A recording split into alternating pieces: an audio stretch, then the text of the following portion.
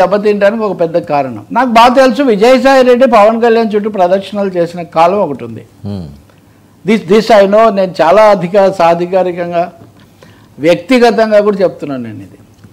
అలా తిరిగాడు ఆయన.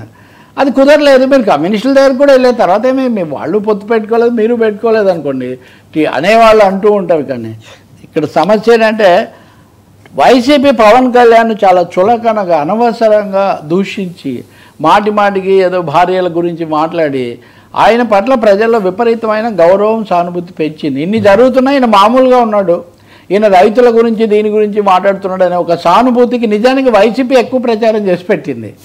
ఇప్పటికి కూడా మార్పు రాకపోతే ఎట్లా అండి? అంబటి రాంబాబు కూడా ఇక్కడ వాళ్ళ ఇంటి పెళ్ళికి కూడా వెళ్ళాడు పాపం. ఆయన అవును వెళ్ళాడు. జగన్ కూడా వెళ్ళాడు. నాకు తర్వాత ఒక పోలీస్ ఆఫీసర్ చెప్పాడు, అప్పుడు గుంటూరులో అతను డ్యూటీలో ఉన్నాడంట.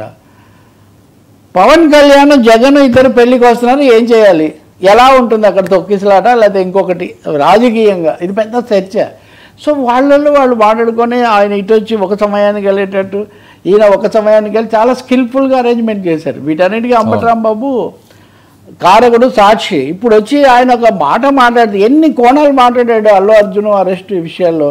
బహుశా అల్లు అర్జున్ విషయం మీద జరిగిన చర్చలో అతి కీలకమైన టర్నింగ్ పాయింట్ లాంటి వ్యాఖ్యలు చేసింది పవన్ కళ్యాణ్.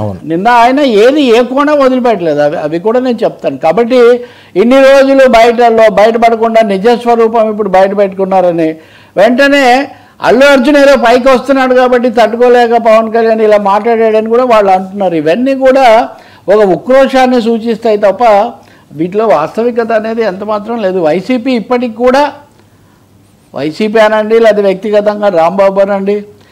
ఇప్పుడు రాంబాబు గారు కూడా నాకు మంచి మిత్రుడు చాలా కాలంగా, ఎప్పటి నుంచో రాజశేఖర రెడ్డి ఉన్నప్పటి నుంచి చర్చలకు ఎక్కువ వచ్చేవాడు కదా. గుడివాడ అమర్నాథ్ లాంటి వాళ్ళు మేము అనవసరంగా నోరు జారాము, తప్పు చేశాము, అలా కొంచెం దీనివల్ల దూరం అయ్యామని వాళ్ళు భావిస్తుంటే కనీసం ఆ మాత్రం వాస్తవికత లేకుండా ఇప్పుడు కూడా ఇలా మాట్లాడుతున్నారు. ఇవన్నీ కౌంటర్ ప్రోడక్ట్, బెడిసి కొట్టే వ్యవహారాలు తప్ప ఇంకోటి కాదు. నిన్న పవన్ కళ్యాణ్ మీరు మాట్లాడారు కదా, మనం ఈ టైంకు మాట్లాడాము. పవన్ కళ్యాణ్ 3 అంశాలు చాలా జాగ్రత్తగా మాట్లాడాడు ఆయన. ఒకటి, అరెస్ట్ విషయంలో బేషరతుగా సమర్థించాడు. చాలా పెద్దది ఇది. అల్లు అర్జున్ సమర్థించాడా లేదా